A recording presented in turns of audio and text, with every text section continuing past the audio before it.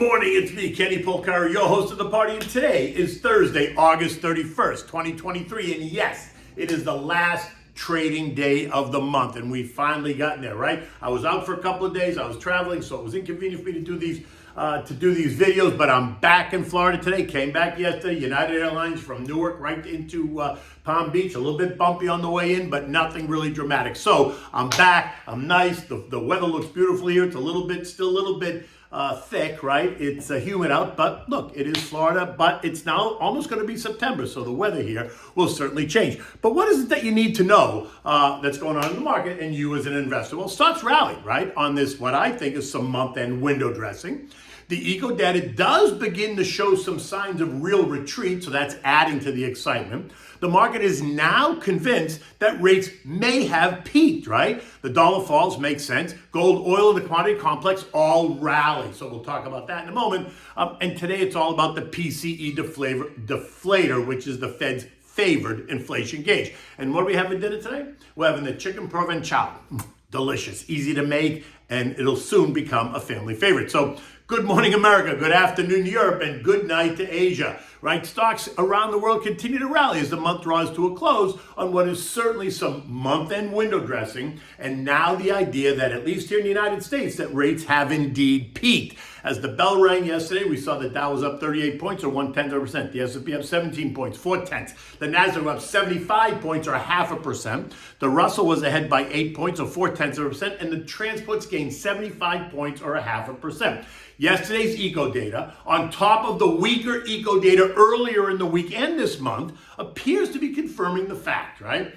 That the economy is slowing down. ADP employment change came in below the expectation at 177,000 jobs created versus the expectation of 195. This on top of the weaker than expected JOLTS, right? The jobs opening labor turnover survey, which came out on Tuesday, that showed a decline in job openings, right? Leaving us with only 8,872,000 jobs available, which was down from the expected 9.5 million and down from the more than 11 million jobs only months ago. And toss in the weaker than expected second quarter GDP, revised GDP report that came in at up 2.1%, but that was down from 2.4, right? And you have this recipe for weakness. And the weakness would suggest that the economy is slowing, which means that the Fed is succeeding, right? The data is confirming a slowdown. And remember, the Fed is data dependent, which means that just maybe they will pause here and then just hold rates at this high level for the longer period that they all suggested, that they told us they were going to do. And that means that investors have what? They now have clarity on what the Fed will do. And that's all it wants. Because remember, investors in the markets can deal with perceived certainty, right? Whether it's good or bad. As long as they have a sense it's certain, then they can deal with it. Versus dealing with the unknown, never really sure of what's next or what's going to happen. And it is that uncertainty that causes the chaos. While the perceived certainty allows investors to kind of model it out and then make more definitive projections on where they want to be, what they want to do. Right, just makes it a little bit more clear. So for now, what the market is telling us that it thinks rates have peaked right here at 5.25%, 5.5%. In the end, it is bad news is good news for the markets, right? And that's the type of reaction that we've been seeing. The issue becomes, what does the Fed do when bad news becomes really bad news, right? Confirming this are the reactions in the various other asset classes, right? Things bonds, the dollar, precious metals, and the whole commodity complex, right? Which is dollar dependent. We've spoken about that. The bonds have been gaining, right? They're sending yields lower. Gold was up sharply. Oil is up, but that's also a supply and demand story. And the BCOM, which is the Bloomberg Commodity Index, is also up. All while the dollar index is down. And that's another key metric to keep your eyes on. And we've spoken about this before. Now, if investors think the Fed is done, then bond prices, which have been under pressure as rates rose, should stabilize here as bond investors now start looking for bargains, sending prices up and then causing yields to go down, just like they did yesterday, right? So for instance, the 2-year is now yielding 4.88%. That's down from 5.1% just earlier in the week. That's a 4.3% decline in yield. The 10-year is yielding 4.1%, down from 4.35% on the 21st of August. That's a 5.7% decline in yield. all while the shorter duration 3 and 6 month bills remain in the 5.4 and 5.5% range. Because why? Rates are not coming down in the near term, which is why you don't see a change in those rates, right? The 2-year and the 10-year are longer term. But what is yet to be known is what will happen to Treasury yields in the months ahead when the slew of new bond issues to fund the out-of-control spending done by the Bidens hits the market, when supply of Treasury bills suddenly exceeds demand. And when that happens, it will surely send bond prices lower and then yields higher. And then that will once again become a headwind for stocks. But let's not go there right now because that's not where we're at. But we're going to get there at some point. Gold, which is another indicator of what investors think, shot higher on the latest data reads, right? This after being under pressure for the last 8 weeks, right? As it remained convinced that we were going to get higher rates. And higher rates is good for the dollar and it's bad for precious metals and other commodities. We discussed this. And gold sold off nearly by 5.5%, taking it from $2,025 an ounce down to $1,915 an ounce, right? Since that low, gold has rebounded on this rate story. And this morning, gold is trading at $1,971 an ounce. The dollar kept going higher as it also expected higher rates, which is good for the dollar. Think higher rates in the U.S. will cause U.S. and foreign investors to buy the dollar, which will send it higher. And guess what? That's exactly what we saw. The dollar index shot up by 5%. We discussed this, right? Until Monday, when the economic data started to show some weakness. And then the rate hike story started to slow. And this week, the dollar index is down 1.5%, right? It's pulled back on that story, while gold is now up 3.4% this week alone. And then there are the public companies that are finding new ways to eliminate jobs without really firing you, right? They just reassign you. Earlier this week, the Wall Street Journal ran with an article titled, "You've Heard of Quiet Quitting. Now companies are quietly cutting." Layoffs are down, but employers are still finding ways to cut jobs. The article goes on to say how companies are finding ways of cutting overhead expenses and reassigning employees, right? In fact, the article goes on to say that the reassignment, there were reassignment mentions more than triple the times they were mentioned a year ago, right? And so you say, okay, but what's the issue? I can get reassigned, but I still have a job. To which the implication is, maybe not so much. You see, when the company wants to trim, right, when they want to trim jobs and they reassign you to a job that you really don't want, what they are betting is that you will quit and then move on, relieving them of having to pay you a severance package while also then cutting overhead expense. Capiche? So it's very interesting how that's happening. Now, in any event, maybe the data is shifting. Maybe all of these hikes are finally kicking in. I mean, maybe JJ has navigated out of the mess that he, in fact, helped create. But that does not mean that it's going to be a soft landing. It just means there's going to be a landing. Soft or hard has not been determined yet, right? That will depend on how fast the cracks, right? The data shifts, right? How fast they appear. What starts out as a hairline crack can quickly become a structural crack. And that will be the next issue on whether it's a soft, a medium, or a hard landing. Now, today's eco data is all about the Fed's favorite inflation gauge, the PCE deflator, and it is expected to tick up ever so slightly, going from 3% year over year to 3.3%, while the core deflator is expected to go from 4.1% to 4.2% year over year. Investors know this. It's been out there. If it comes in at these levels, then I don't think you'll see much of a reaction. But if it comes in a bit hotter, then it's going to reignite the rate hike story all over again. And if it comes in a bit weaker, then expect the pause story to gain even more steam. In addition, we're going to get personal income and spending for the month of July, with income being flat while spending is expected to go up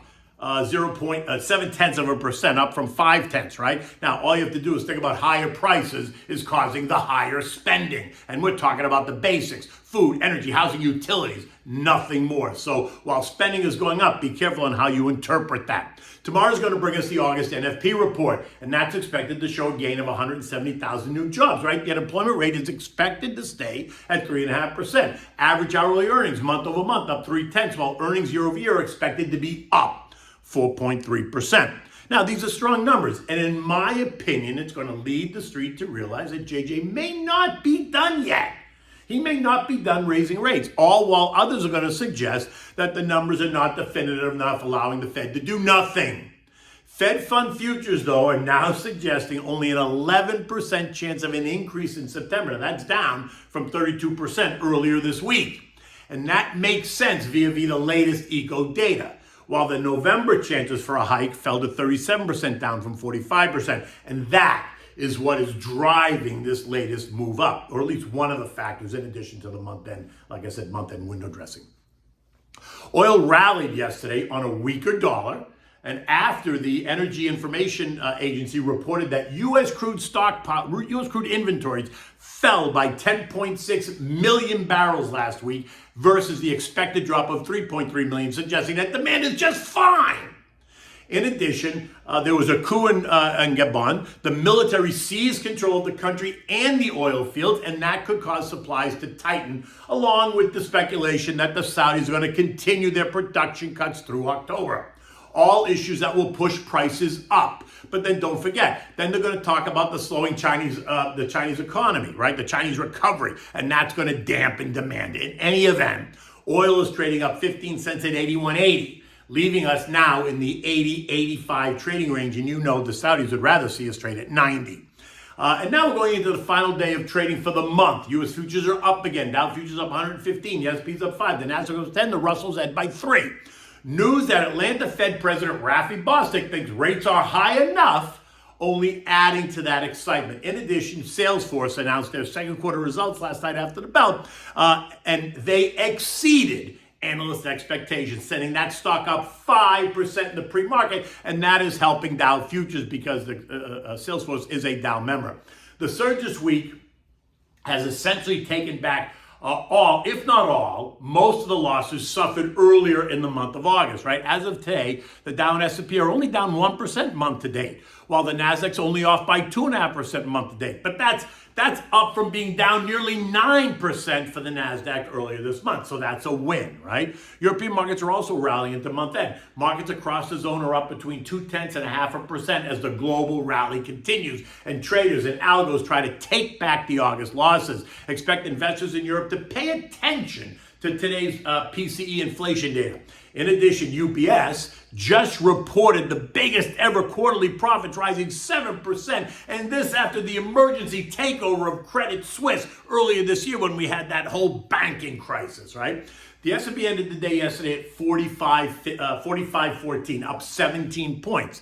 Right, and it now looks like we could end the day still a little bit higher on a positive note, taking month end to near flat performance versus the way it started out. We're closing out the month with inflation and economic data points top of mind, and those data points are suggesting that the economy is weakening. But we're also in a big vacation month, resulting in lower volumes and a seasonally weak time of year, which is also famous for exaggerated moves in either direction. September is also a seasonally weak month. In fact, it is usually the worst performing month on a historical basis. So before you go out betting the ranch, sit back and let it settle in. The next FOMC meeting is 3 weeks away, and there will be plenty of economic data between now and then for everyone to consider. Further weakening of the data will support the pause argument, but mixed to stronger data will remind us that maybe the Fed is not finished. In any event, we busted right up through 44.60, a level that I thought was going to provide some resistance,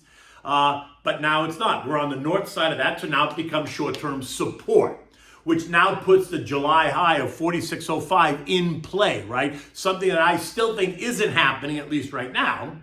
And that's keeping me patient, right? Which doesn't mean that I'm not putting money to work. It just means that I'm being patient and opportunistic and putting money to work in kind of some of the underperforming sectors that I think will provide some stability in the days ahead for what I think will continue to be kind of a bumpy road, at least through October. Anyway, okay, so what do we have for dinner tonight? We're having the Chicken Provencial. Oh my God, this is such a simple dish and it's so good and it presents beautifully, right? And you can use this for a large gathering because it works beautiful on a buffet table. For this, you need chicken parts, right? Legs and thighs, right? On the bone, you want them. You need celery, carrots, onions, garlic, potatoes, olive oil, butter, salt and pepper, crushed tomatoes, a can of crushed tomatoes, and some white wine. If you don't want to use white wine, you can use chicken stock, right? Preheat your oven at 325 degrees.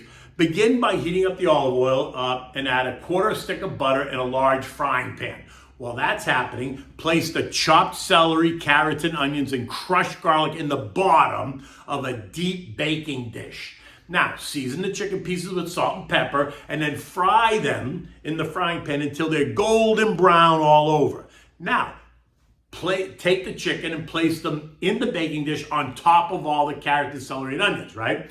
When you've fried all the chicken and it's ready, now add a dollop more of butter to the frying pan. Deglaze it now with the white wine. I always use Pinot Grigio Santa Margherita. You use what you want. You can use chicken stock instead. Bring it to a boil. Allow the alcohol to burn off if you use the wine. Add the can of crushed tomatoes. Season it with salt and pepper and heat it up. Now, pour this all over the chicken pieces and then cover it really tight with foil paper. Don't drown it. Just leave it bathing in the tomato sauce.